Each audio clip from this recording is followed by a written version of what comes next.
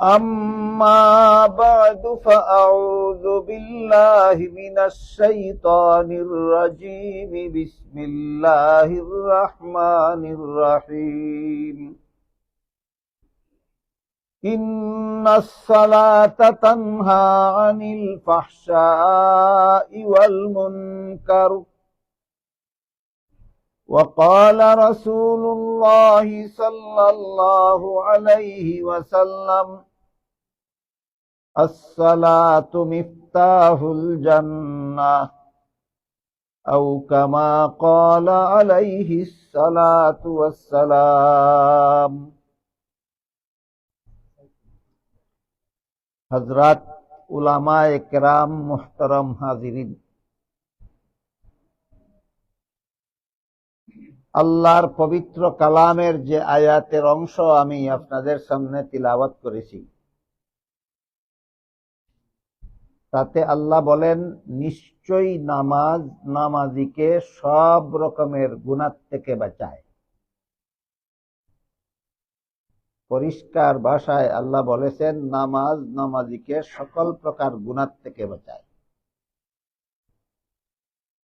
কিন্তু আমরা অনেক সময় বাস্তব অবস্থা যা দেখতে পাই তা হলো, অনেকে নামাজও পড়েন, গুনাহও লিপ্ত থাকে।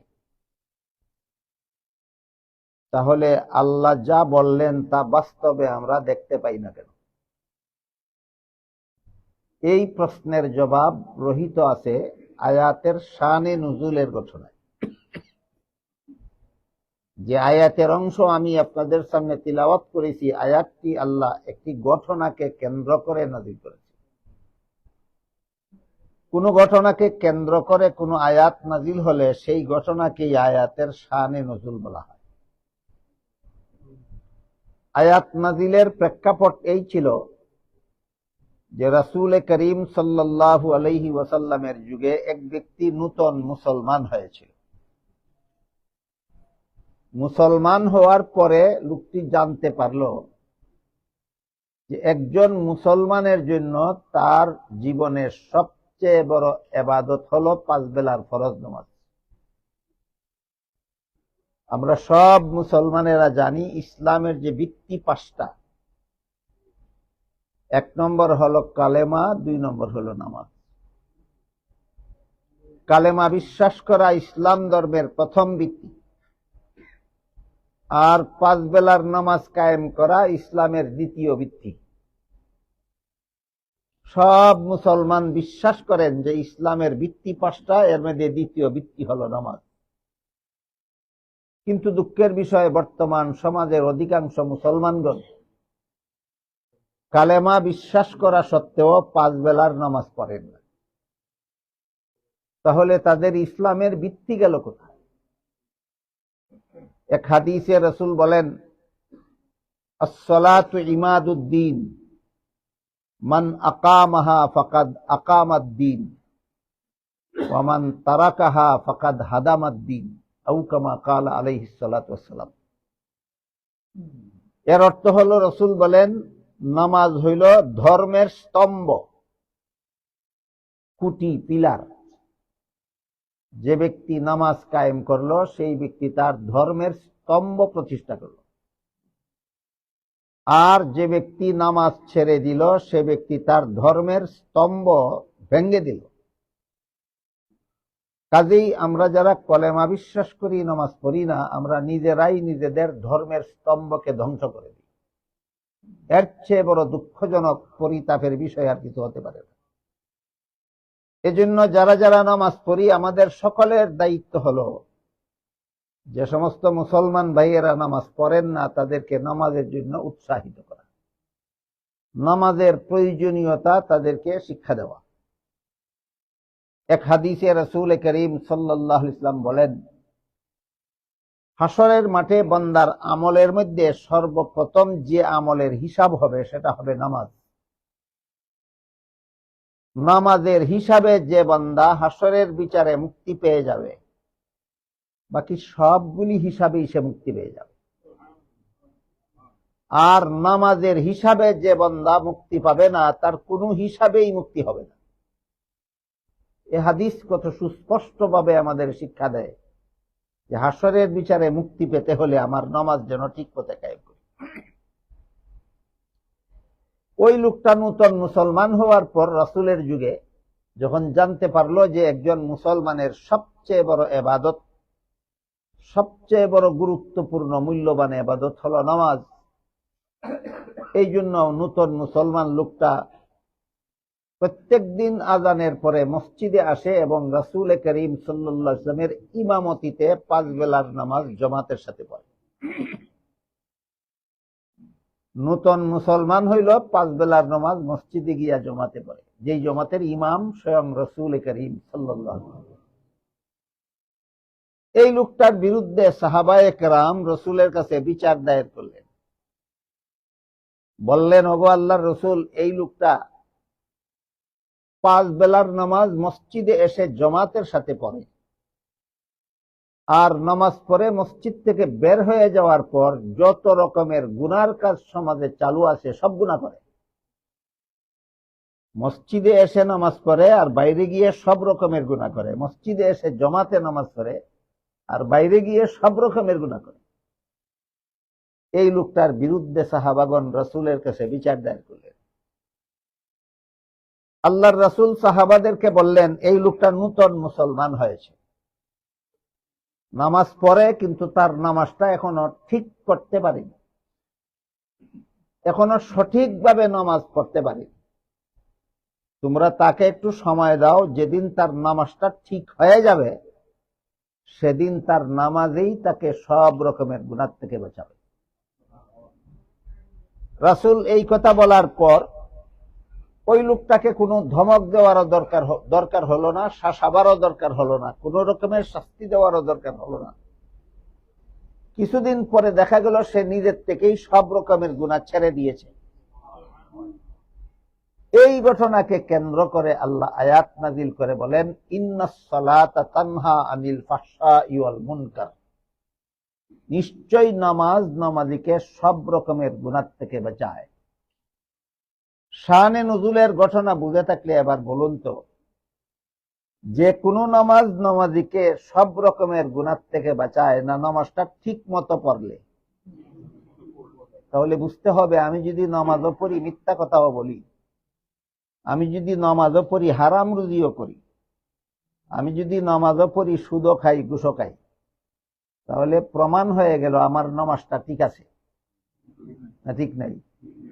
কাজেই নামাজ কিভাবে ঠিক করলে নামাজ নামাজীকে সব রকমের গুনাহ থেকে বাঁচায়, সেটা হলো গুরুত্বপূর্ণ ভাবে বোঝার ব্যাপার। ওই নৌ মুসলিম লোকটার যেই অবস্থা, কিয়ামত পর্যন্ত সকল মুসলমান উম্মতেরও একই অবস্থা। ওই লোকটা যতদিন নামাজ ঠিক করতে পারেনি ততদিন তার নামাজ তাকে অন্য গুনাহ থেকে বাঁচায়নি। আমরাও যতদিন নিজেদের নামাজ ঠিক করতে পারবো না ততদিন আমাদের নামাজ আমাকে সব গুনাহ থেকে বাঁচাবে না। তাই আমাদের সকলেরই বোঝা দরকার নামাজ ঠিক হয় কিভাবে। নামাজের দুইটা দিক আছে, একটা বাহ্যিক দিক আর একটা হলো আধ্যাত্মিক দিক। নামাজের বাহ্যিক দিকটা শরীরের অঙ্গ প্রত্যঙ্গের দ্বারা ঠিক করতে হয়, আর নামাজের আধ্যাত্মিক দিকটা অন্তরের দ্বারা ঠিক করতে হয়। দেখুন, আপনারা আমার কথা বুঝেন কিনা। নামাজের দুইটা সাইড আছে, একটা বাহ্যিক সাইড, একটা আভ্যন্তরীণ সাইড। বাহ্যিক সাইডটা শরীরের অঙ্গ প্রত্যঙ্গের দ্বারা ঠিক করতে হয়, আর নামাজের আভ্যন্তরীণ সাইডটা অন্তরের দ্বারা ঠিক করতে হয়। নামাজের বাহ্যিক দিকে তিনটা বিষয় আছে। একটা হলো নামাজের ভিতরে কতগুলি কাজ আছে ফরজ, আর কতগুলি কাজ আছে ওয়াজিব, আর কতগুলি কাজ আছে সুন্নত। ফরজগুলিও, নামাজের ফরজগুলিও শরীরের অঙ্গ প্রত্যঙ্গের দ্বারা পালন করতে হয়, নামাজের ওয়াজিবগুলিও শরীরের অঙ্গ প্রত্যঙ্গের দ্বারা পালন করতে হয়, নামাজের সুন্নতগুলিও শরীরের অঙ্গ প্রত্যঙ্গের দ্বারা পালন করতে হয়। যেমন ধরুন, নামাজের সময় কিবলামুখী হয়ে দাঁড়ানো ফরজ। কিবলামুখী হয়ে দাঁড়াবো অন্তরের দ্বারা না শরীরের দ্বারা? শরীরের দ্বারা। তাহলে নমাজের ফরজগুলি শরীরের দ্বারা পালন করতে হয়। রুকুত থেকে সুজা হয়ে দাঁড়ানো, তারপরে সেজদাতে যাওয়া, প্রথম সেজদার থেকে সুজা হয়ে বসা, তারপরে দ্বিতীয় সেজদাতে যাওয়া, এটা ওয়াজিব। আমি কি রুকুত থেকে সুজা হয়ে দাঁড়াবো অন্তরের দ্বারা না শরীরের দ্বারা? সেজদার থেকে, প্রথম সেজদার থেকে সুজা হয়ে বসবো অন্তরের দ্বারা না শরীরের দ্বারা? তাহলে নমাজের ওয়াজিবগুলি কিসের দ্বারা পালন করতে হয়? শরীরের দ্বারা। তারপরে দেখুন, নমাজে দাঁড়াবার সময় দুই পায়ের আঙ্গুলগুলিকে কেবলামুখী রাখা সুন্নত। আপনি যদি দুই পায়ের মধ্যে সমান ফাঁক রাখেন, দুই পায়ের বৃদ্ধাঙ্গুলির মধ্যে যে পরিমাণ ফাঁক, দুই পায়ের গোড়ালির মধ্যেও যদি সেই পরিমাণ ফাঁক থাকে, তবেই আপনার আঙ্গুলগুলি কেবলামুখী থাকবে। আর আপনি যদি বৃদ্ধাঙ্গুলির মধ্যে 1 ফুট ফাঁক রাখেন আর গোড়ালির মধ্যে 3 ইঞ্চি ফাঁক রাখেন, তাহলে আপনার আঙ্গুল একটাও কেবলামুখী থাকবে না। ডান পায়ের আঙ্গুলগুলি এই কোণার দিকে চলে যাবে, বা বাম পায়ের আঙ্গুলগুলি সেই কোণার দিকে চলে যাবে। আমার কথা বুঝে থাকলে বলুন, দাঁড়ানোটা সুন্নত পথে হইল না সুন্নতের খেলাফ হইল? সুন্নতের খেলাফ। সমস্যা হলো, আমরা যারা ব্যবসা করি, ব্যবসায়ের খুঁটিনাটি সবকিছু বুঝি এবং বোঝার চেষ্টা করি। যারা চাকুরি করি, চাকুরি জীবনের সব খুঁটিনাটি বোঝার চেষ্টা করি। যারা কৃষিকাজ করি, কৃষিকাজের সব খুঁটিনাটি বোঝার চেষ্টা করি। যারা নামাজ পড়ি, নামাজের সুন্নতগুলি জীবনে কোনোদিন বোঝারও চেষ্টা করি না, জীবনে কোনোদিন পালনও করি না। সারা জীবনই সুন্নতের খেলাফ নামাজ পড়ি। ফলাফল কি? ফলাফল হইল নবীর সুন্নতের খেলাফ সারা জীবন ভর যে নামাজ পড়ে, তার সারা জীবনের নামাজের ওজন হাসরের মাঠে যখন মিজানে ওজন দেওয়া হবে, তার সারা জীবনের নামাজের ওজনও যে ব্যক্তি সুন্নত মতে নামাজ পড়ে তার 2 রাকাত নামাজের ওজনের সমান হবে না। দেখুন তো, নামাজের সুন্নত গুলি অবহেলা করে আমরা কি পরিমাণ লস খাইতেছি, কি পরিমাণ ক্ষতিগ্রস্ত হইতেছি শুধু নামাজের সুন্নত গুলিকে জীবনভর অবহেলা করে চলার কারণে। যাই হোক, সেটা ভিন্ন কথা। আমি বলতেছিলাম, নামাজের কিছু কাজ আছে ফরজ, সেগুলিও শরীরের দ্বারা পালন করতে হয়। কিছু কাজ আছে ওয়াজিব, সেগুলিও শরীরের দ্বারা পালন করতে হয়। কিছু কাজ আছে সুন্নত, সেগুলিও শরীরের দ্বারা পালন করতে হয়। নামাজের ফরজ, ওয়াজিব, সুন্নত গুলি যদি আমি ঠিক মতে পালন করি, তাহলে আমার নামাজের বাহ্যিক দিকটা ঠিক হইল। নামাজের কোন দিকটা ঠিক হইল? বাহ্যিক দিকটা ঠিক হইল।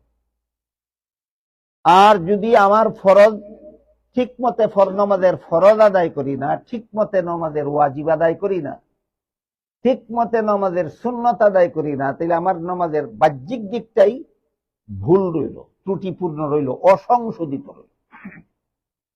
নামাজের বাহ্যিক দিকটা ঠিক করার পর, নামাজের ফরজগুলি যথাযথভাবে পালন করার পর, নামাজের ওয়াজিবগুলি যথাযথভাবে পালন করার পর, নামাজের সুন্নতগুলি যথাযথভাবে পালন করার পর আসে আধ্যাত্মিক নামাজ সংশোধন করার প্রশ্ন। এবার আমরা বোঝার চেষ্টা করি নামাজের আধ্যাত্মিক দিক কোনটা।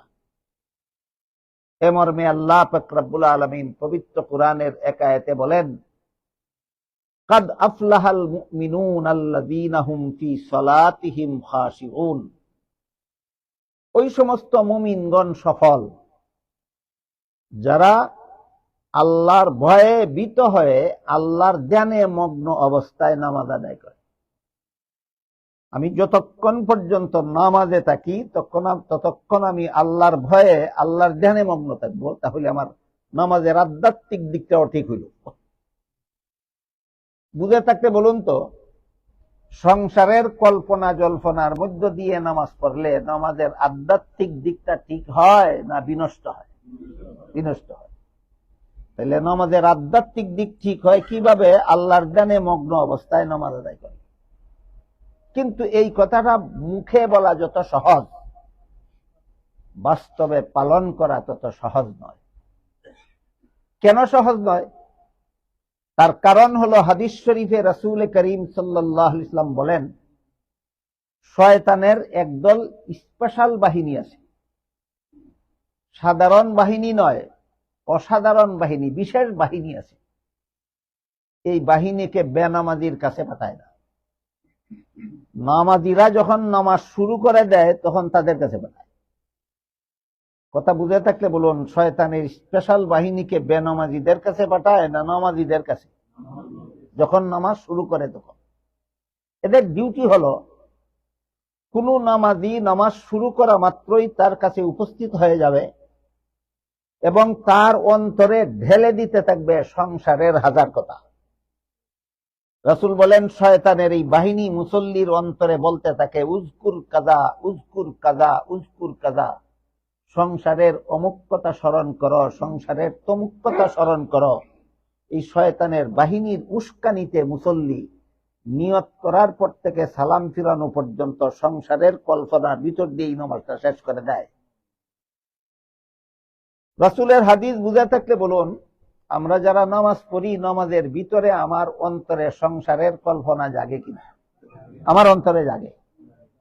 আমি আমারটা স্বীকার করলাম, আপনারা বলুন আপনাদেরটা। এদিকে আমরা ইচ্ছা করে জাগাই না শয়তানের স্পেশাল বাহিনী জাগিয়ে দেয়? এই জন্য আল্লাহর ধ্যানে মগ্ন অবস্থায় নামাজ আদায় করা মুখে বলা যত সহজ, বাস্তবে তত সহজ নয়। শয়তানের এই বাহিনীর হাত থেকে অন্তরকে ফিরাবার জন্য একটা বিশেষ ট্রেনিং আছে, প্রশিক্ষণ আছে। ওই প্রশিক্ষণটা গ্রহণ না করা পর্যন্ত আপনি সারা জীবনই নামাজ পড়বেন, সারা জীবনই আপনার নামাজের আধ্যাত্মিক দিক শয়তান নষ্ট করে দেবে। এই নামাজ কোনোদিন আপনাকে সুদ থেকে বাঁচাবে না, ঘুষ থেকে বাঁচাবে না। এই নামাজ কোনোদিন আপনাকে মদ থেকে বাঁচাবে না, গাঞ্জা থেকে বাঁচাবে না। এই নামাজ কোনোদিন আপনাকে জিনা বেবিচার থেকে বাঁচাবে না। এই নামাজ কোনোদিন আপনাকে খুন খারাপির থেকে বাঁচাবে না। কেন? আধ্যাত্মিক নামাজ ঠিক নাই।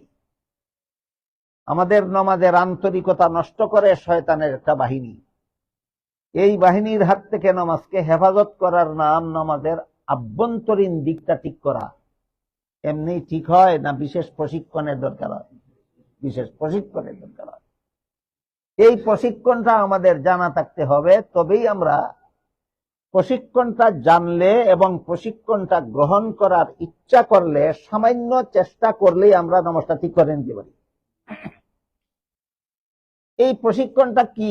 যার মাধ্যমে আমরা এই শয়তানের বাহিনীর থেকে মনটাকে নামাজের মধ্যে আল্লাহর ধ্যানে মগ্ন রাখতে পারি। প্রশিক্ষণটা হলো, কোন মুসল্লি নামাজে দাঁড়াবার সাথে সাথে যখন দেখবে সংসারের কোন কল্পনা তার অন্তরে জাগতেছে, আমার অন্তরে জাগে, বলুন আপনাদের অন্তরে জাগে? জাগে। আমি ইচ্ছা করে জাগাই না শয়তানের উস্কানিতে জাগে? শয়তানের উস্কানিতে জাগে। শয়তানের এই উস্কানির থেকে মনকে পবিত্র রাখার জন্য একটা প্রশিক্ষণ, একটা ট্রেনিং গ্রহণ করতেই হবে। বিনা ট্রেনিং এ কোনোদিন নামাজ সংশোধন হবে না। আমরা সবাই জানি, কৃষি কাজ করার জন্য ট্রেনিং লাগে, টেইলার হওয়ার জন্য ট্রেনিং লাগে, বাবুর্চি হওয়ার জন্য ট্রেনিং লাগে, ব্যবসার জন্য ট্রেনিং লাগে, চাকুরির জন্য ট্রেনিং লাগে। নামাজ সংশোধন করা কি বাবুর্চিগিরি করার থেকে সহজ? এটা ট্রেনিং ছাড়া সংশোধন হবে কিভাবে? ট্রেনিং ছাড়া যদি বাবুর্চি হওয়া যায় না, ট্রেনিং ছাড়া যদি টেইলার হওয়া যায় না, ট্রেনিং ছাড়া পাক্কা নামাজি হওয়া যাবে কিভাবে? এই জন্য অবহেলায় নামাজ সংশোধন হবে না। অবহেলা ছেড়ে দিয়ে নামাজের প্রশিক্ষণটা গ্রহণ করতে হবে, তবেই আমাদের নামাজটা সংশোধন হয়ে যাবে। এই ট্রেনিংটা আলেমদের জন্য একরকম, যারা আলেম নন তাদের জন্য অন্যরকম। বলুন, নামাজের আভ্যন্তরীণ দিক, আধ্যাত্মিক দিক ঠিক করার যে ট্রেনিং, এই ট্রেনিং কি সবার জন্য সমান? না, আলেমদের জন্য একরকম, যারা আলেম নন তাদের জন্য ভিন্ন রকম। আগে আলেমদের কথাটাই বলি, তারপরে আলেম না যারা তাদের কথা বলি।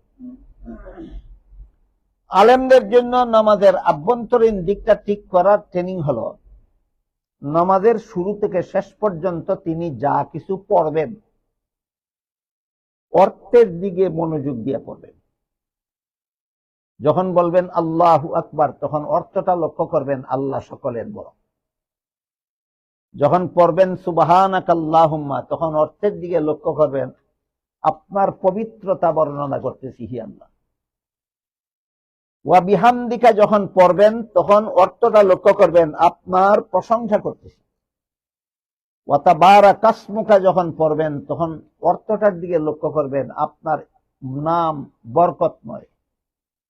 ওয়া তাআলা জাদ্দুকা যখন পড়বেন তখন অর্থের দিকে লক্ষ্য করবেন আপনার মর্যাদা সর্বোচ্চ। ওয়ালা ইলাহা গায়রুকা যখন পড়বেন তখন অর্থের দিকে লক্ষ্য করবেন আপনি ছাড়া আর কোনো মাবুদ নাই। এই হলো সুবহানাকার অর্থ। বলুন তো এইভাবে অর্থ বুঝে বুঝে আপনারা সবাই নামাজ পড়তে পারবেন?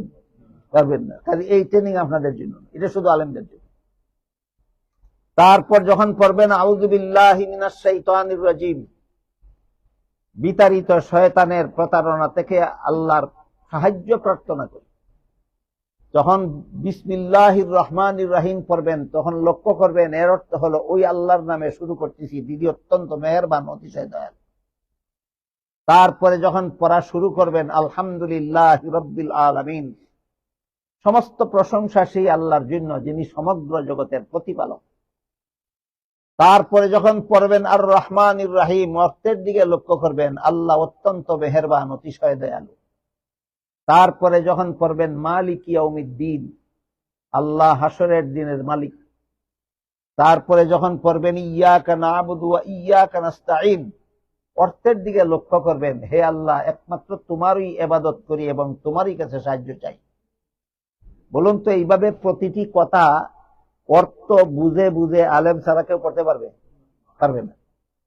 এইভাবে যদি নামাজের শুরু থেকে শেষ পর্যন্ত যা কিছু পড়া হয় সবগুলির অর্থের দিকে লক্ষ্য করেন আলেমগণ পড়েন, ওই আলেমের অন্তরে শয়তানে আর সংসারের কল্পনার উস্কানি দেওয়ার সুযোগ পায় না।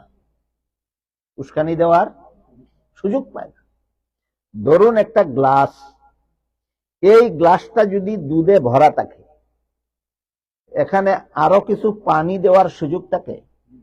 যেমন ভাবে গ্লাসটা দুধে ভরা থাকলে সেখানে আর পানি ডালার সুযোগ থাকে না, তেমনি ভাবে আলেমগণ নামাজ পড়ার সময় নামাজের সবগুলি কথা যখন অর্থের দিকে লক্ষ্য করে পড়েন তখন শয়তান এই মনের মধ্যে সংসারের কল্পনা জাগ্রত করার সুযোগ পায় না।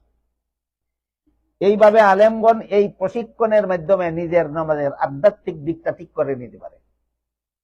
বুঝে থাকতে বলুন তো নামাজের আধ্যাত্মিক দিক, নামাজের আভ্যন্তরীণ দিক সংশোধন করার জন্য সবার প্রশিক্ষণ সমান না আলেমগণের প্রশিক্ষণ আলাদা? আলেমগণের প্রশিক্ষণ আলাদা।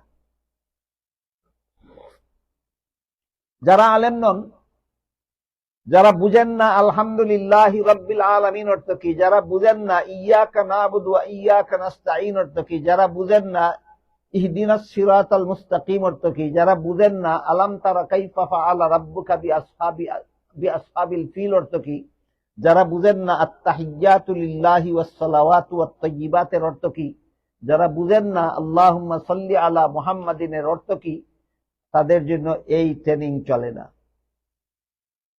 তাদের জন্য ট্রেনিং হলো ভিন্ন। সেটা হলো এক হাদিসে আল্লাহর রাসূল সাল্লাল্লাহু আলাইহি ওয়াসাল্লামকে জিবরিল ফেরেশতা প্রশ্ন করেছিলেন নির্ভেজাল ইবাদত কোনটা, মাল ইহসান।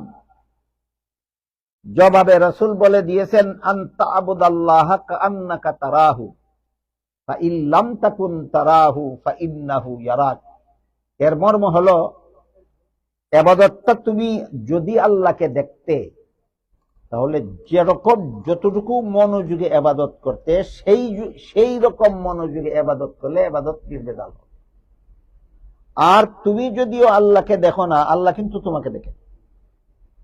এই একটা জটিল কথা যার কোনো পরিষ্কার ধারণা সমাজের অনেক মুসলমানদের মধ্যে নাই। এটা হলো আল্লাহ সদা সর্বদা আমাদের সামনে আছেন এবং আমরাও সর্বদাই আল্লাহর সামনে আছি। আল্লাহ সর্বাবস্থায় আমাদেরকে দেখেন। আপনারা কি বিশ্বাস করেন? প্রতিটি মুহূর্তে আমি কোন কাজ করতেছি, কি অবস্থায় কাটাইতেছি আল্লাহ দেখেন কিনা? দেখেন। আল্লাহ সর্বদাই আমার সামনে আছেন, কিন্তু আমি আল্লাহকে দেখি না। আমি আল্লাহর সামনে থাকার কারণে যেহেতু আল্লাহ আমাকে দেখেন, তাহলে আল্লাহ আমার সামনে আছেন, দেখি না কেন? এটা অত্যন্ত জরুরি একটা কথা, সবার আনুষঙ্গিক কথা, সকলের জানা থাকা দরকার।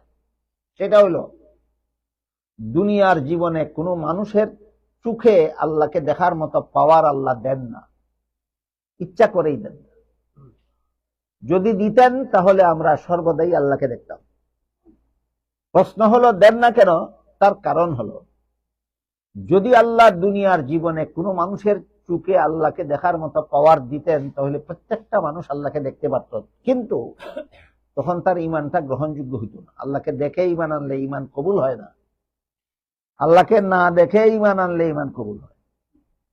বুঝে থাকতে বলুন তো, আল্লাহকে দেখলে ইমান কবুল হইতো না, না দেখার কারণে ইমান কবুল হবে?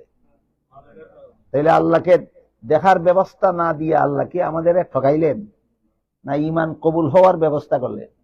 এই কথাটা সব মুসলমানের জানা থাকা দরকার, যে দুনিয়ার জীবনে আল্লাহকে দেখার ব্যবস্থা না দিয়ে আল্লাহ আমাকে আবার ইমানটা কবুল হওয়ার ব্যবস্থা করলেন। পরকালে এমন হবে না। হাদিস শরীফে রাসূল করিম সাল্লাল্লাহু আলাইহি ওয়াসাল্লাম বলেছেন, পরকালে প্রত্যেকটা মুমিন বান্দার চোখে আল্লাহকে দেখার মতো পাওয়ার আল্লাহ দান করবেন। তখন প্রতিটি মুমিন বান্দা আল্লাহকে পূর্ণিমার চন্দ্রের চেয়েও আরো পরিষ্কার ভাবে দেখতে পাবে, এবং জান্নাতের সমস্ত নিয়ামত উপভোগ করার আনন্দ থেকে আল্লাহকে দেখার আনন্দ বেশি হবে। কি বুঝলেন? জান্নাতের নিয়ামত ভোগ করার আনন্দ বেশি না আল্লাহকে দেখার আনন্দ বেশি? সেই আনন্দ থেকে যেন মুমিন বান্দা বঞ্চিত না থাকে, এই জন্য পরকালে সমস্ত মুমিন বান্দার চোখে আল্লাহকে দেখার মতো পাওয়ার দেওয়া হবে।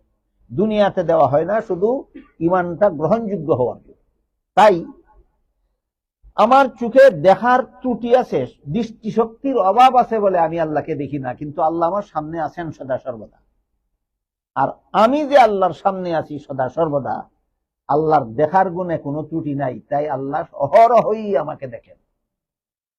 এই হাদিসের ভিত্তিতে মুফাসসিরিনে কেরাম তাফসীরের কিতাবে লিখেছেন, যারা আলেম না, যারা নামাজের কথাগুলির, কলেমাগুলির, সূরা কেরাতগুলির, দোয়া দুরুদগুলির অর্থ যারা বুঝেন না, তাদের আভ্যন্তরীণ নামাজ সংশোধন করার ট্রেনিং হলো, আপনি যখনই টের পাবেন মনের মধ্যে সংসারের কল্পনা জাগতেছে, তখনই ধ্যান করবেন আল্লাহ আমাকে দেখতেছে। এই ট্রেনিং, এইটাই ট্রেনিং, আর কিছু না। যখনই দেখবেন নামাজে দাঁড়ানো অবস্থায়, যখনই দেখবেন মন চলে গেছে দোকানে, ধ্যান করবেন আল্লাহ আমাকে দেখতেছে। যখনই দেখবেন মন চলে গেছে অফিসে, ধ্যান করবেন আল্লাহ আমাকে দেখতেছে। যখনই ধ্যান করবেন মন চলে গেছে বিবি বাচ্চার কাছে, ধ্যান করবেন শুধু আল্লাহ আমাকে দেখতেছে। এই আল্লাহ আমাকে দেখতেছে, এই ধ্যান করাটা যদি চালু রাখেন, নামাজের শুরুতে একবার মন চলে গেল সংসারে, ধ্যান করলেন আল্লাহ আমাকে দেখতেছে, আবার চলে গেল নামাজের বাইরে, ধ্যান করলেন আল্লাহ আমাকে দেখতেছে, আবার চলে গেল নামাজের বাইরে, ধ্যান করলেন আল্লাহ আমাকে দেখতেছে। শয়তান আপনার মনের মধ্যে সংসারের কল্পনা জাগায় কেন? নামাজের সুফল থেকে আপনাকে বঞ্চিত করার জন্য।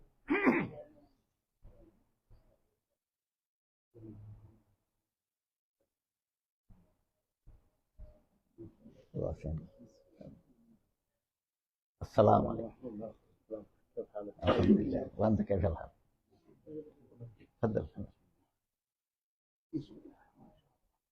তো রাসূল করিম সাল্লাল্লাহু আলাইহি ওয়াসাল্লাম বলেন, আনতাবুদাল্লাহ কাআন্নাকা তারাহু ফাইন লাম তাকুন তারাহু ফাইন্নাহু ইয়ারাক। তুমি যদিও আল্লাহকে না দেখো, আল্লাহ কিন্তু তোমাকে দেখেন।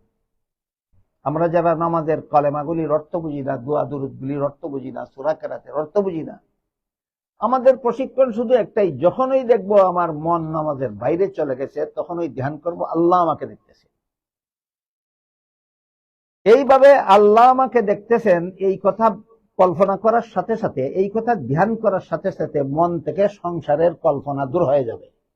এইটা নেই, আমি যখন ধ্যান করব আল্লাহ আমাকে দেখতেছেন, তখন সংসারের কল্পনা যে শয়তান আমার অন্তরে জাগিয়ে দিয়েছিল, সেই কল্পনা মন থেকে দূর হয়ে যাবে। যতবারই মনের মধ্যে সংসারের কল্পনা জাগুক, ততবারই আমি যদি ধ্যান করি আল্লাহ আমাকে দেখতেছে, ততবারই কল্পনা দূর হয়ে যাবে। এইভাবে যারা নামাজ পড়েন, এই প্রশিক্ষণের মাধ্যমে যারা নামাজ পড়েন, তাদের নামাজ থেকে শয়তান মনকে শতবার সংসারের কল্পনায় নিয়ে গেলেও, হাজারবার সংসারের কল্পনায় নিয়ে গেলেও আল্লাহ তাদেরকে মাফ করে দেবে।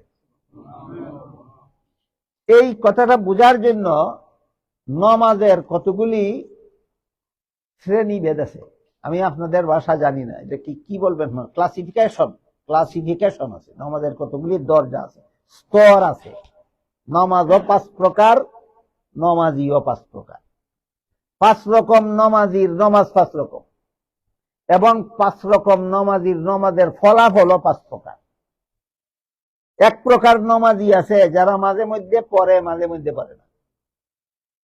জুম্মার নামাজ পড়লে 5 বেলা পড়ে না, ঈদের নামাজ পড়লে জুম্মার নামাজ পড়ে না, জোহরের নামাজ পড়লে ফজরের নামাজ পড়ে না। এই হলো এক প্রকার নমাজি। এদের নামাজকে বলা হয় সলাতুল মুআকাবিন।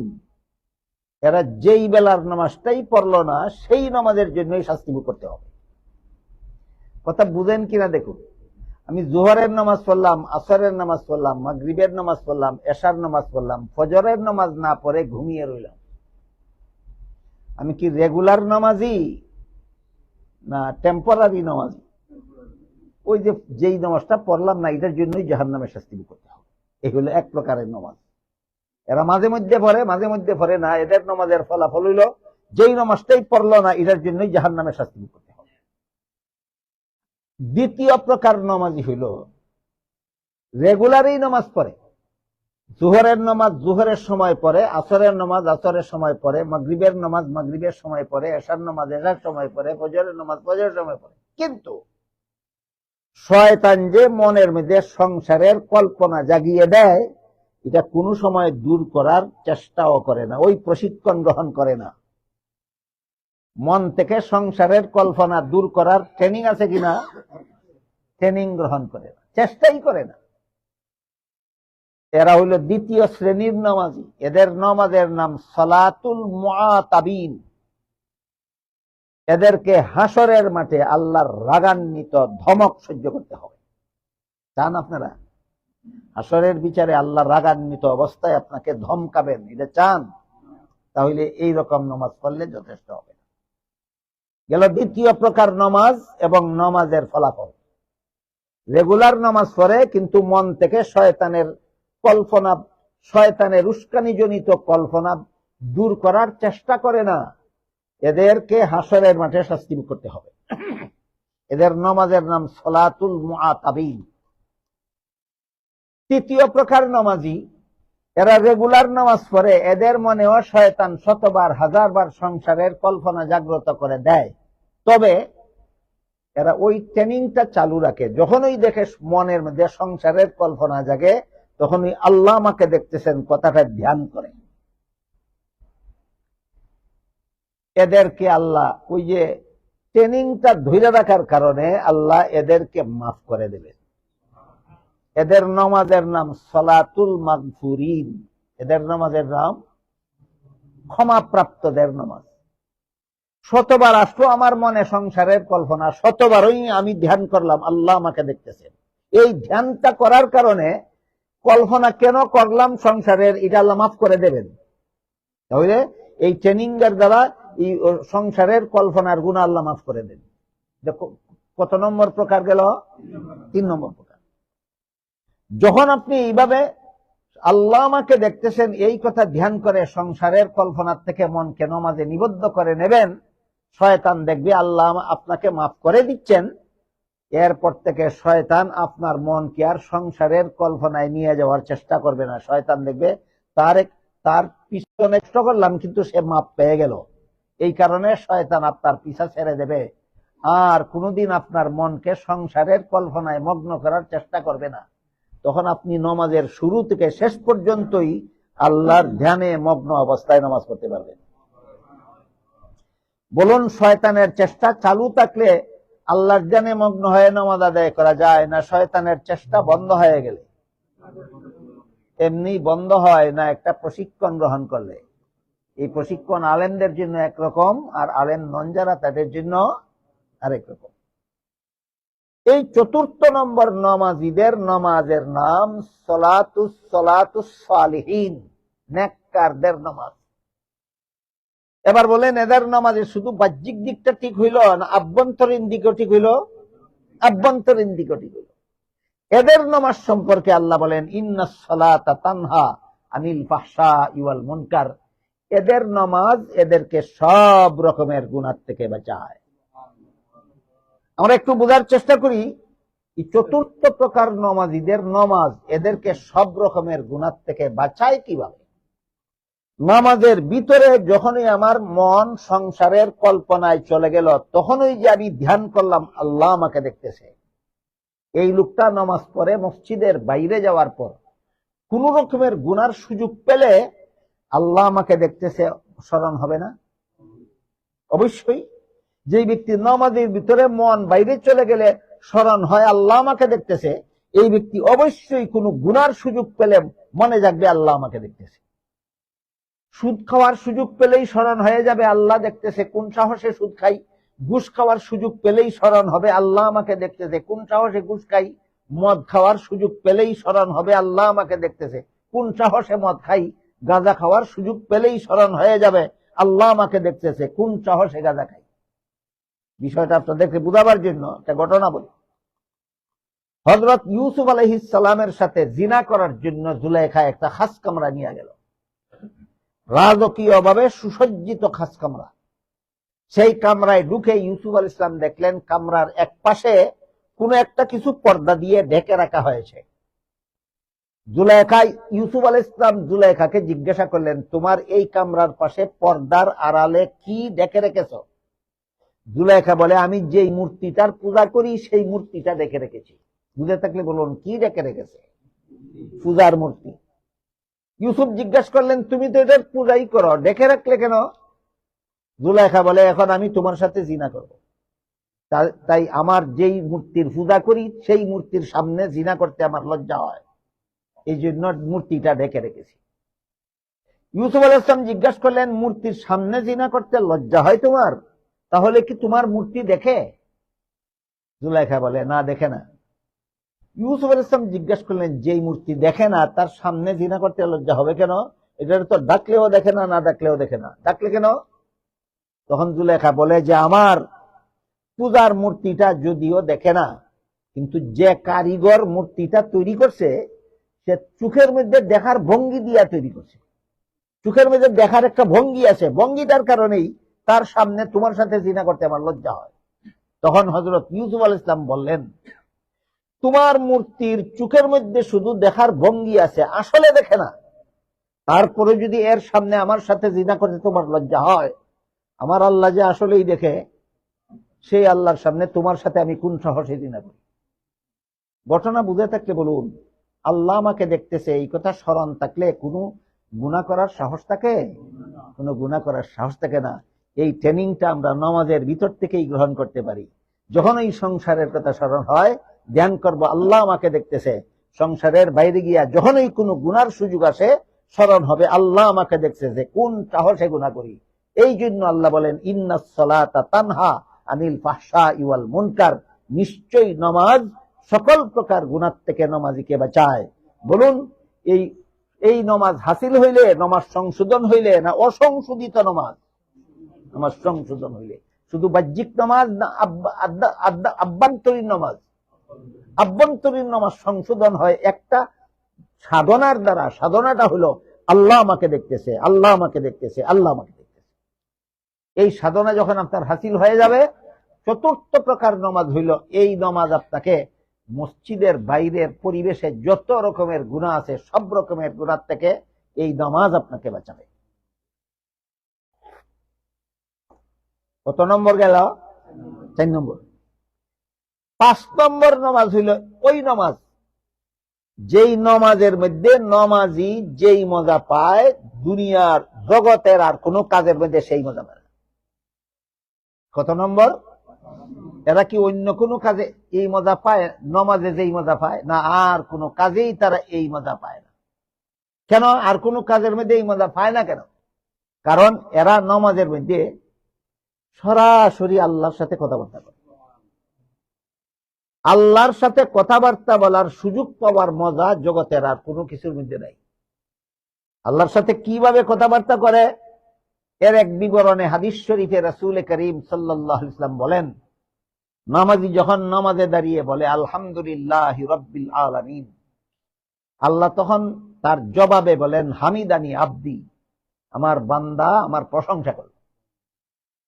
নামাজি যখন বলে আর রহমান রাহিম, আল্লাহ বলেন আসনা আলাইয়া আবদি, আমার বান্দা আমার গুণগান গাইল। নামাজি যখন বলে মালিক ইয়াউমিদ্দিন, আল্লাহ বলেন মাজ্জাদানি আবদি, আমার বান্দা আমাকে সম্মান করলো।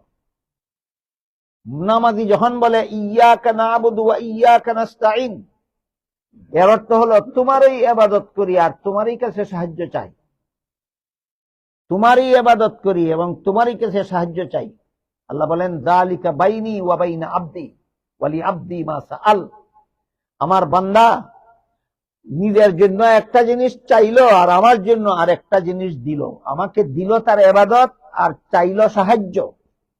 তাই আল্লাহ তখন বান্দাকে বলেন মা তাস্তাঈন, কি সাহায্য চাও? বান্দা বলে ইহদিনাস সিরাতাল মুস্তাকিম, আমাদেরকে সুদা জান্নাতে যাওয়ার রাস্তা দেখাও। আল্লাহ বলেন লাকা মা সাআলতা ইয়া আবদি, আমার বান্দা তুমি আমার কাছে যা চাইলা আমি তোমাকে দান করে দিলাম। বুঝে থাকলে বলুন, নামাজের ভিতরে আল্লাহর সাথে একদল বান্দার কথাবার্তা হয় কিনা? একদল বান্দার কথাবার্তা হয়। আল্লাহর সাথে কথা বলার মজা জগতের আর কোনো কাজের মধ্যে নাই। এই জন্য পঞ্চম প্রকার নামাজিরা নামাজে সেই মজা পায় যেই মজা জগতের আর কোনো কিছুর মধ্যে নাই। এখানে একটা প্রশ্ন আছে। বান্দা বলল আমাদের ইহদিনাস সিরাতাল মুস্তাকিম, আমাকে জান্নাতে যাওয়ার সোজা পথ দেখায় দাও। আল্লাহ বলেন দিলাম, লাকা মা সাআলতা ইয়া আবদি। আচ্ছা বলুন তো, এক লোক যদি তার গন্তব্যস্থলে পৌঁছার রাস্তা চিনে না আর আপনাকে বলে আমাকে রাস্তাটা চিনাইয়া দিন, আপনি রাস্তা চিনাইয়া দিয়া বলবেন চিনাইয়া দিলাম, না চিনাইয়া না দিয়া শুধু একটা সেন্টেন্স বলবেন চিনাইয়া দিলাম? সেন্টেন্সের দ্বারা পথ চিনানো হয় না। আল্লাহ তো একটা সেন্টেন্স দিলেন, লাকা মা সাআলতা, চিনাইয়া দিলাম, দিলেনটা কোথায়? পথ কি চিনাইয়া দিলাম বললেই চিনাইয়া দেওয়া হয়, না বাস্তবে দেখাইয়া দিতে হয়? আল্লাহ বাস্তবে দেখালেন কোথায়? এই প্রশ্নের জবাবে মুফাসসিরিনে কেরাম লিখেছেন সূরাতুল ফাতিহার ভিতরে বান্দার সাথে আল্লাহর শুধু কন্টাক্ট হয়। বান্দা আল্লাহকে একটা চুক্তিতে আবদ্ধ হয়, তোমার ইবাদত ছাড়া আর কারো ইবাদত করব না। আর আল্লাহ বান্দাকে বলেন তোমাকে জান্নাতের পথ না দেখাইয়া ছাড়ব না। কন্টাক্ট হইল। এই কন্টাক্টের বাস্তবায়ন শুরু করেছেন আল্লাহ আলিফ লাম মিম থেকে 30 পারা কোরআন শেষে মিনাল জিন্নাতি ওয়ান নাস পর্যন্ত। ওই যে বলছিলেন দেখাইয়া দিলাম, দেখাইয়া দিয়া শেষ করলেন। এবার বলুন, আল্লাহ বান্দাকে জান্নাতে যাওয়ার সোজা পথ দেখানো শুরু করলেন থেকে? আলিফ লাম মিম থেকে। আর বান্দা আল্লাহকে জান্নাতে যাওয়ার সোজা পথের বিবরণ দিয়া শেষ করলেন কোথায়? মিনাল জিন্নাতি ওয়ান নাস পর্যন্ত। এই 30 পারা কোরআন হলো, এই জন্য 30 পারা কোরআন হলো সূরাতুল ফাতিহার ব্যাখ্যা। মুফাসসিরিনে কেরাম তাফসীরের কিতাবে লিখেছেন বিসমিল্লাহির রহমানির রহিমের ব্যাখ্যা হলো সূরাতুল ফাতিহা। সূরাতুল ফাতিহার ব্যাখ্যা হলো 30 পারা কোরআন। 30 পারা কোরআনের ব্যাখ্যা হলো রাসূলের লক্ষ লক্ষ হাদিস। আর রাসূলের লক্ষ লক্ষ হাদিসের ব্যাখ্যা হলো 4 ইমামের 4 মাযহাব। 4 ইমামের 4 মাযহাব মানবেন না, রাসূলের হাদিস মানার কোনো উপায় আপনার থাকবে না। রাসূলের হাদিস মানবেন না, কুরআন মানার কোনো উপায় আপনার থাকবে না। কুরআন মানবেন না, সূরা ফাতিহা মানার কোনো পথ আপনার থাকবে না। সূরা ফাতিহা মানবেন না, বিসমিল্লাহ মানার কোনো উপায় আপনার থাকবে না। একটা আরেকটার ব্যাখ্যা, আরেকটা আরেকটার ব্যাখ্যা, আরেকটা আরেকটার ব্যাখ্যা। এবার বুঝে থাকলে বলুন তো, নামাজের ভিতরে একদল বান্দার আল্লাহর সাথে কথাবার্তা হয় কিনা? কথাবার্তা হয়। এই মজা জগতের আর কোনো কিছুর মধ্যে নাই। এমন নামাজ যারা পড়েন তাদের নামাজকে বলে সলাতুন নবিয়্যিন। সলাতুন নবিয়্যিন, এটা নবীগণের নামাজ। মুহাম্মদুর রাসূলুল্লাহ সাল্লাল্লাহু আলাইহি ওয়াসাল্লাম মেরাজে যাওয়ার পথে মুসা আলাইহিস সালামকে দেখেছিলেন কবরের ভিতরে নামাজ পড়েন। কবরের ভিতরে নামাজ পড়েন। এক হাদিসে উল্লেখ আছে, আল্লাহ রাসূল বলেন আল আম্বিয়াউ আহইয়াউন ফি কুবুরিহিম ইউসাল্লুন।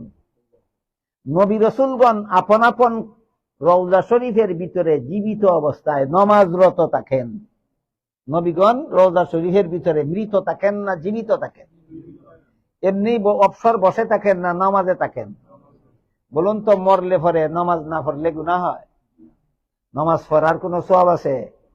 মরলে পরে নামাজ না পড়ারও গুনাহ নাই, পড়ারও সওয়াব নাই। না পড়ারও গুনাহ নাই, পড়ারও সওয়াব নাই। পড়েন কেন? ওই আল্লাহর সাথে আলাপ আলোচনা করার আনন্দ উপভোগ করার জন্য। এটা হলো পঞ্চম প্রকার নামাজ। কত নম্বর নামাজ? প্রথম প্রকার নামাজের নাম সলাতুল মুআকাবিন। দ্বিতীয় প্রকার নামাজের নাম সলাতুল মুআতাবিন। তৃতীয় প্রকার নামাজের নাম সলাতুল মাগফুরিন। চতুর্থ প্রকার নামাজের নাম সলাতুস সালিহিন। পঞ্চম প্রকার নামাজের নাম সলাতুন নবিয়্যিন। পঞ্চম প্রকার নামাজের নাম সলাতুন নবিয়্যিন। ওই নামাজ আমরা হয়তো হাসিল নাও করতে পারি, কিন্তু চতুর্থ প্রকার নামাজ যদি আপনি হাসিল করতে পারেন, আপনি যদি নামাজের শুরু থেকে শেষ পর্যন্ত আল্লাহর ধ্যানে মগ্ন অবস্থায় নামাজ পড়তে পারেন, আল্লাহ বলেছেন ইন্নাস সালাতা তানহা আনিল ফাহশাই ওয়াল মুনকার, আপনার নামাজ আপনাকে সব রকমের গুনাহ থেকে বাঁচাবে। ইউসুফ আলাইহিস সালামকে আল্লাহ দেখতেছেন এই ধ্যান যেমন ভাবে জুলেখার জিনাত থেকে বাঁচিয়েছিল। কথা বুঝে থাকলে বলুন, ইউসুফ আলাইহিস সালাম জুলেখার সাথে জিনা করার গুনাহ থেকে বেঁচেছিলেন কিনা?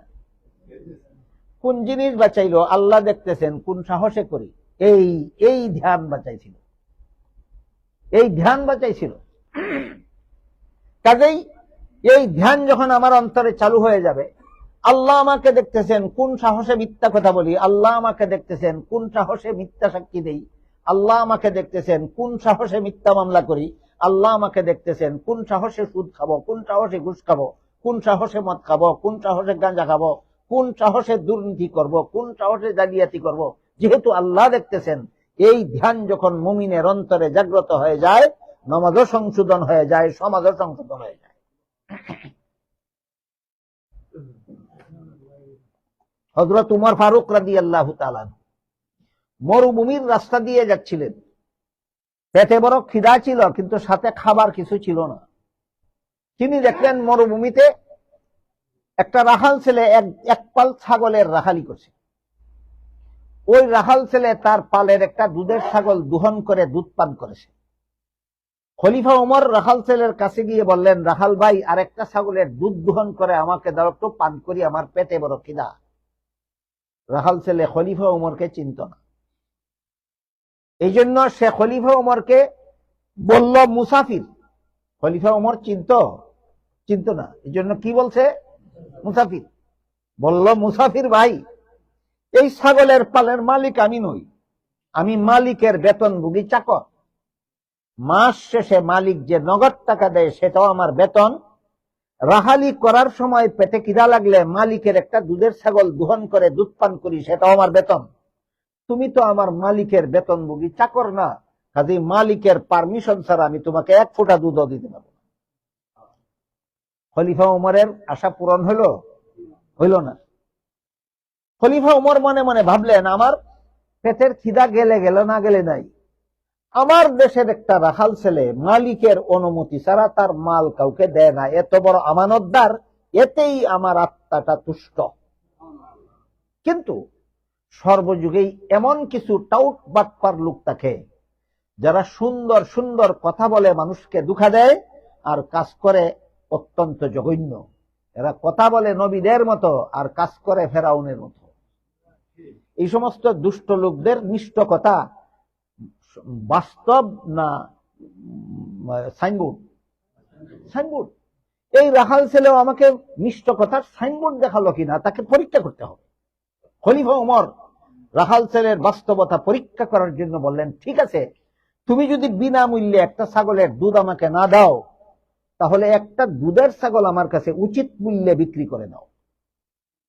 এতে তোমার একটা উপকার হবে, আমার একটা উপকার হবে। আমার উপকার এই হবে যে আমি উচিত মূল্যে দুধের ছাগল কিনে নিয়ে ছাগলটা দোহন করে তার দুধ পান করব, এক্ষুনি আমার পেটের খিদা নিবারণ হয়ে যাবে।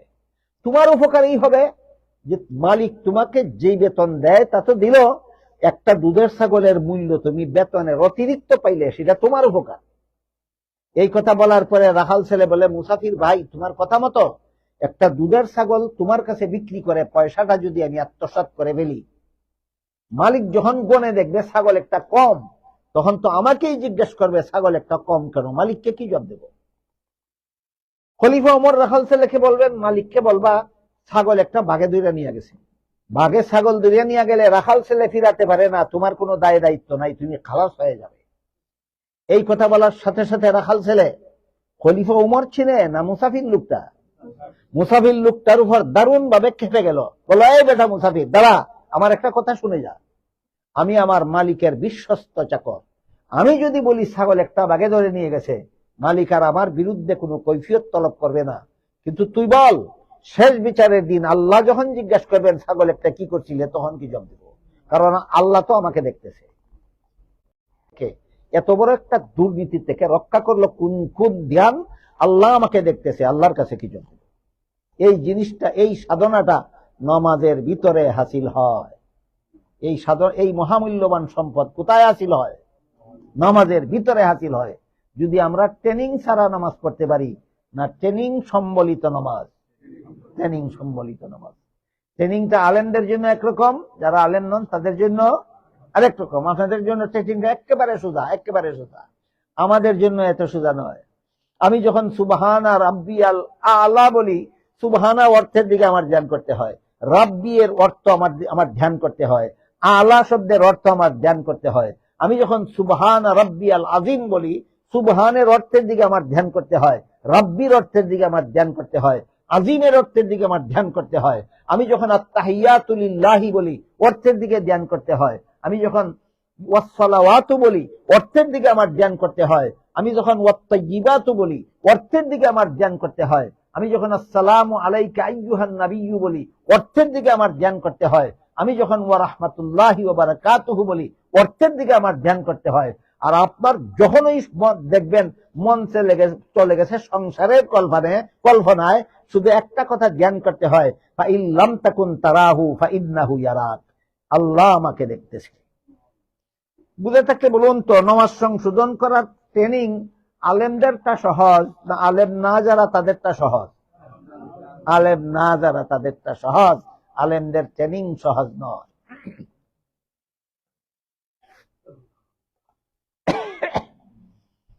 এবার বলুন, বুঝে থাকলে এই 5 প্রকার নামাজের মধ্যে কোন প্রকারের নামাজ নামাজিকে সব রকমের গুনাহ থেকে বাঁচায়? 4 নম্বর, যখনই স্মরণ হবে আমার, যখনই দেখবো আমার মন সংসারের কল্পনায় চলে গেছে, তখনই ধ্যান করবো আল্লাহ আমাকে দেখতেছে। আপনার নামাজ সলাতুল মাগফুরিন, যতবারই শয়তান আপনার মনকে নামাজের বাইরে নিয়ে যাক না কেন, আল্লাহ সেই অপরাধ আপনাকে মাফ করে দিবেন। আপনার নামাজ আল্লাহর কাছে গ্রহণযোগ্য হয়ে যাবে। নামাজের পুরস্কার আল্লাহর কাছে, আল্লাহ রাসূল যে বলেছেন আস-সালাতু মিফতাহুল জান্নাহ, এই নামাজ আপনার জন্য জান্নাতের চাবি হয়ে যাবে। হাদিস শরীফে রাসূল করিম সাল্লাল্লাহু আলাইহি ওয়াসাল্লাম বলেন, হাসরের মাঠে নামাজের হিসাব হবে সকলের আগে। বলেন, অন্য আমলের হিসাব আগে হবে না নামাজের হিসাব আগে হবে? নামাজের হিসাব আগে হবে। আগে বলেছি, রাসূল বলেন, যেই ব্যক্তি নামাজের হিসাবে খালাস পেয়ে যাবে, সেই ব্যক্তি জীবনের সমস্ত হিসাবে খালাস পেয়ে যাবে। আর যেই ব্যক্তি নামাজের হিসাবে খালাস পাবে না, রাসূল বলেন সেই ব্যক্তি কোনো আমলের হিসাবেই খালাস পাবে না। এরপর আল্লাহ রাসূল ব্যাখ্যা করে বলেছেন, যদি কোনো নামাজির নামাজে হিসাবের সময় দেখা যায় রেগুলার নামাজ পড়তো, কিন্তু মাঝে মধ্যে 1-2টা নামাজ তার যথা সময়ে পড়া হয়নি, হয় কিনা এরকম? অবস্থা কোনোদিন ফজরের সময় আপনার ঘুম ভাঙলো না, এই দিনের ফজরের নামাজটা আপনি টাইমলি পড়তে পারলেন না, হয় কি জীবনে আমাদের কোন সময় এরকম? এমনকি আল্লাহর রাসূলের জীবনে এমন ঘটনা একদিন ঘটেছে। আল্লাহর রাসূলের জীবনে অ্যাক্সিডেন্টলি এমন ঘটনা একদিন ঘটেছে, ঘুমও ভাঙলো না, টাইমলি নামাজও পড়া হইল না। এমন যদি কোনো অবস্থা পাওয়া যায় কোনো নামাজের হিসাবে, তখন আল্লাহ ফিরিস্তাকে বলবেন, ফিরিস্তা দেখো তার আমল নামায় সুন্নত নামাজ নফল নামাজ আছে কিনা। ধরেন কথার কথায় একদিন আপনার ফজরের নামাজ এর সময় ঘুম ভাঙলো না, এই দিনের 2 রাকাত ফরজ নামাজ পড়তে পারলেন না, হিসাবে ধরা খাইলেন। আল্লাহ ফিরিস্তাকে বলবেন, দেখো তার আমল নামায় সুন্নত নামাজের সওয়াব আছে কিনা, নফল নামাজের সওয়াব আছে কিনা। ফিরিস্তারা বলবেন, হ্যাঁ বান্দা আল্লাহর আমল নামায়, আল্লাহ বান্দার আমল নামায় ফরজ সুন্নত নামাজের সওয়াব আছে, নফল নামাজের সওয়াব আছে। তখন আল্লাহ বলবেন, 70 রাকাত সুন্নত নফল নামাজের সওয়াবের দ্বারা 1 রাকাত ফরজ নামাজ টাইমলি পড়তে না পারার গুনাহ মাফ করে দেওয়া হবে। রাসূলের হাদিস বুঝে থাকলে বলুন, সুন্নত নামাজের সওয়াবের দ্বারা ফরজ নামাজের না পড়তে পারার গুনাহ মাফ হয় কিনা? হবে। হাসরের মাঠে নামাজের হিসাবেই হবে, আল্লাহ রাসূল বলেছেন। কিন্তু মনে রাখতে হবে, এটা কি রেগুলার ফজরের নামাজ টাইমলি না পড়ার গুনাহ মাফ হয় নাকি অগত্যা? অগত্যা বাই চান্স একদিন ঘুম ছাড়ল না। আপনি যদি এমন বদ অভ্যাস করেন প্রত্যেক রাত্রেই গপ করতে করতে রাত 3টা বাজান, আর প্রত্যেক দিন ওই সকাল 9টার সময় ঘুম থেকে জাগেন, আপনি কত কত কত কত ক্ষতিপূরণ দিবেন? একটু হিসাবটা মিলান, আমি হিসাবটা বলি। অ্যাক্সিডেন্টলি কোনোদিন আপনার ফজরের নামাজের সময় ঘুম ভাঙলো না, 2 রাকাত ফরজ নামাজ পড়তে পারলেন না, রাসূল কি বলেছেন? 1 রাকাত ফরজ নামাজের ক্ষতিপূরণ দেওয়া হবে 70 রাকাত সুন্নত নামাজের সওয়াবের দ্বারা। তাইলে যেদিন আমি ফজরের সময় ঘুম ভাঙলো না, 2 রাকাত ফরজ নামাজ পড়তে পারলাম না, এই 2 রাকাত ফরজ নামাজের ক্ষতিপূরণের জন্য আমার কত রাকাত সুন্নত নামাজের সওয়াবের দরকার হবে? 140 রাকাত। 140 রাকাত। কাজেই দুনিয়ার জীবনে সুন্নত যত কম পড়া যায় ততই ভালো, না যত বেশি পড়া যায় ততই ভালো। যত বেশি, এই কথাটা এই সমাজের অনেক মানুষ বুঝে না, বরং কিছু উগ্রপন্থী নবীন শ্রেণীর লোকদের আবির্ভাব হয়েছে। এরা মুসল্লিদেরকে সর্বদাই বুঝায় সুন্নত না পড়লেও চলে, সুন্নত না পড়লেও চলে, সুন্নত না পড়লেও চলে। আছে কিনা একটা? আছে, সুন্নত না পড়লেও চলে। কাবলাল জুম্মার 4 রাকাত সুন্নত পড়তে হয় না, না পড়লেও চলে। বাদাল জুম্মার 4 রাকাত সুন্নত না পড়লেও চলে। তাহলে বলো, তোমার জীবনে কত বেলার ফরজ নামাজ কাজা করছো, এগুলি ক্ষতিপূরণ কোত্থেকে দেবা? একটা সহজ উদাহরণ দিচ্ছি, শুনুন। একটা সংখ্যা আছে, লিখলেন, ডাইনে দিলেন একটা শূন্য, এক কি এক রইল না 10 হয়ে গেল? 2টা শূন্য দিলে 100 হয়ে গেল, 3টা শূন্য দিলে 1000 হয়ে গেল, 4টা শূন্য দিলে 10,000 হয়ে গেল। 4টা শূন্যে সংখ্যার মান বাড়াইলো কিনা? সংখ্যাটা থাকলে মান বাড়বে না সংখ্যাটা না থাকলে? বামে সংখ্যা থাকলে যেমন ভাবে শূন্যে সংখ্যার মান বাড়ায়, ঠিক তেমনি ভাবে সুন্নত নফল ইবাদতের সওয়াব থাকলে ফরজের কাফারা হাসরের মাঠের হিসাবে হবে। এবার বলুন, একদিনের 2 রাকাত ফরজ নামাজের, একদিনের ফজরের 2 রাকাত ফরজ নামাজ টাইমলি পড়তে না পারার ক্ষতিপূরণের জন্য যদি আমার 140 রাকাত নফল সুন্নত নামাজের সওয়াবের দরকার হয়, তাহলে তুমি সারা জীবনে কত দিনের ফজরের নামাজ কাজা করছো, কত লক্ষ নফল নামাজের সব আমল নামায় জমা করে রাখছো? হিসাবটা মিলানি দরকার কিনা আমাদের? আমরা যারা এই বদ অভ্যাসটা করেছি যে ডেইলি শেষ রাত্রে ঘুমাই আর সকাল 9টায় ঘুম থেকে জাগি, আমার সারা জীবনের এত সবগুলি ফরজ নামাজের ক্ষতিপূরণ দেওয়ার মতো আমার কোনো পুঁজি নাই, তো আমার কোনো ক্যাপিটাল তো নাই। এই জন্য মনে রাখতে হবে, সব সময় সচেষ্ট থাকতে হবে আমার ফরজ নামাজ যেন কখনো লঙ্ঘন না হয়। অগত্যা যদি কোনোদিন লঙ্ঘন হয়ে যায়, তাহলে 1 রাকাত ফরজ নামাজের ক্ষতিপূরণের জন্য আমার 70 রাকাত নফল নামাজের সওয়াব আমার আমল নামায় থাকতে হবে। আজকাল আন্দোলন চলছে, তারাবির নামাজ 20 রাকাত না পড়ে 8 রাকাত পড়লে হয়। চলছে নি আন্দোলন? চলছে। এরা কি আপনাদের ক্ষতিপূরণের ব্যবস্থাটা ঠিক রাখতে চায় না নষ্ট করে দিতে চায়? আপনাদের ক্ষতিপূরণের ব্যবস্থাটা নষ্ট করে এরা নিজেরাও নষ্ট, সমাজকেও বানাতে চায় নষ্ট। এরা নিজেরাও নষ্ট, সুন্নতের দাঁড় দাঁড়ে না, বলে সুন্নত লাগে না। আপনারা নিশ্চয়ই আলেমদের মুখে শুনে থাকবেন, হাসরের মাঠে বান্দার আমলকে ওজন করা হবে। শুনেছেন কোনদিন? বান্দার আমলকে কি করা হবে? ওজন করা হবে।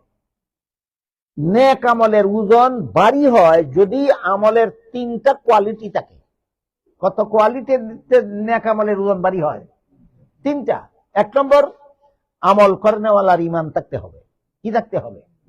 ঈমান থাকতে হবে। বেঈমানের আমলের কোনো ওজন হবে না।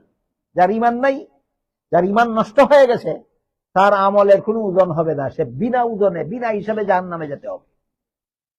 2 নম্বর কোয়ালিটি হলো আমলটা সহি নিয়তে করতে হবে। হাদিস শরীফে আল্লাহ রাসূল বলেন, ইন্নামাল আমালু বিন্নিয়াত, একমাত্র আল্লাহকে সন্তুষ্ট করার উদ্দেশ্যে আমল করতে হবে, লোক দেখানো মনোভাব নিয়ে নয়, মানুষকে দেখাবার জন্য নয়।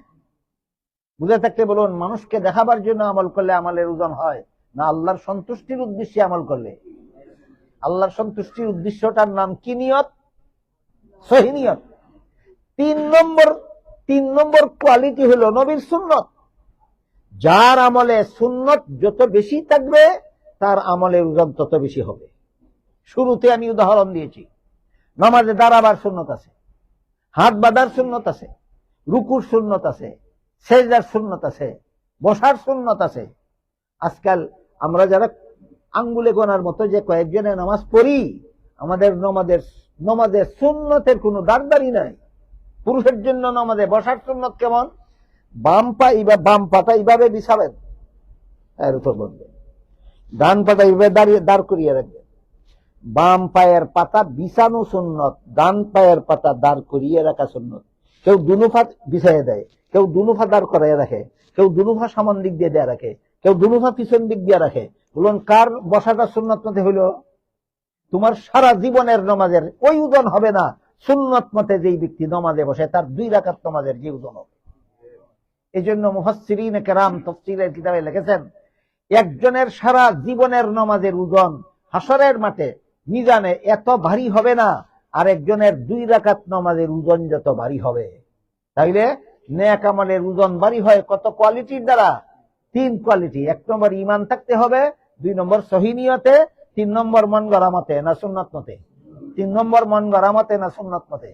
আপনারা একটু বাড়িতে গিয়া যার যার নামাজ হিসাব নিকাশ মিলাইয়া দেখবেন, আমি নামাজে দাঁড়ালাম মন গড়া মতে না সুন্নত মতে, আমি হাত উঠালাম মন গড়া মতে না সুন্নত মতে, আমি হাত বাঁধলাম মন গড়া মতে না সুন্নত মতে, আমি সূরা কেরাত করলাম মন গড়া মতে না সুন্নত মতে, আমি রুকুতে গেলাম মন গড়া মতে না সুন্নত মতে, আমি তাসবিহ পড়লাম মন গড়া মতে না সুন্নত মতে, আমি সেজদা করলাম মন গড়া মতে না সুন্নত মতে, আমি তাসবিহ পড়লাম মন গড়া মতে না সুন্নত মতে, আমি বসলাম মন গড়া মতো না সুন্নত মতো, আমি আত্তাহিয়াত পড়লাম মন গড়া মতো না সুন্নত মতো, আমি দুরূদ শরীফ পড়লাম মন গড়া মতো না সুন্নত মতো, আমি দুআয়ে মাসুরা পড়লাম মন গড়া মতো না সুন্নত মতো। যদি সুন্নত মতো পড়ে থাকি, আমার 2 রাকাত নামাজের ওজন অন্যজনের সারা জীবনের নামাজের ওজন থেকে ভারী হবে। আর যদি আমি মন গড়া মতে এই নামাজগুলি পড়ে থাকি, একজনের 2 রাকাত নামাজের ওজনের সমান আমার সারা জীবনের নামাজের হবে না। বুঝে থাকলে এবার বলুন, যেমনে মনে চাই তেমনি নামাজ পড়ে নিলে হয় না সুন্নত মতে নামাজ পড়তে হয়? নিজে নিজেই পারা যায় না কোনো উস্তাদের কাছে শিখতে হয়? আমি অনুরোধ করে বলবো, আপনারা এই মসজিদের স্থায়ী মুসল্লি যারা আছেন, মেহেরবানি করে ইমাম সাহেবকে অনুরোধ করুন, হুজুর কোন একটা নামাজের পরে 5 মিনিট সময় আমাদের নামাজের ফরজগুলি শিক্ষা দিন, 5 মিনিট সময় আমাদেরকে নামাজের ওয়াজিবগুলি শিক্ষা দিন, 5 মিনিট সময় আমাদের নামাজের সুন্নতগুলি শিক্ষা দিন। 1 বছরে আপনারা পাক্কা সঠিক নামাজের অধিকারী হয়ে যাবেন, যখন আপনার নামাজ সংসারের সব রকমের গুনাহ থেকে আপনাকে বাঁচাবে। তাই আল্লাহ পাক রব্বুল আলামিন বলেন, ইন্নাস সালাতা তানহা আনিল ফাহশাই ওয়াল মুনকার। নামাজীকে সব রকমের গুনাহ থেকে বাঁচায়। যদি নামাজের বাহ্যিক দিকটাও সংশোধন হয়, আভ্যন্তরীণ দিকটাও সংশোধন হয়। নামাজের বাহ্যিক দিক সংশোধন হয় 3 কাজের দ্বারা। ফরজগুলি ঠিক মতে আদায় করব, ওয়াজিবগুলি ঠিক মতে আদায় করব, সুন্নতগুলি ঠিক মতে আদায় করব। আভ্যন্তরীণ দিক ঠিক হয় একটা কথার দ্বারা, যখনই দেখবো মন চলে গেছে সংসারের কল্পনায়, তখনই ধ্যান করব আল্লাহ আমাকে দেখতেছে।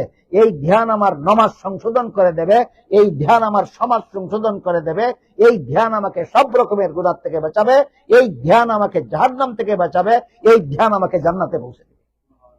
আল্লাহ আপনাদের আমাদের সবাইকে সংশোধিত নামাজের মাধ্যমে দুনিয়া আখিরাতের জীবনকে সফল করার সৌভাগ্য দান করুন। সবাই বলুন আমিন। সুবহান রাব্বিকা রাব্বিল ইজ্জাতি আম্মা ইয়াসিফুন ওয়া সালামুন আলাল মুরসালিন আলহামদুলিল্লাহি রাব্বিল আলামিন।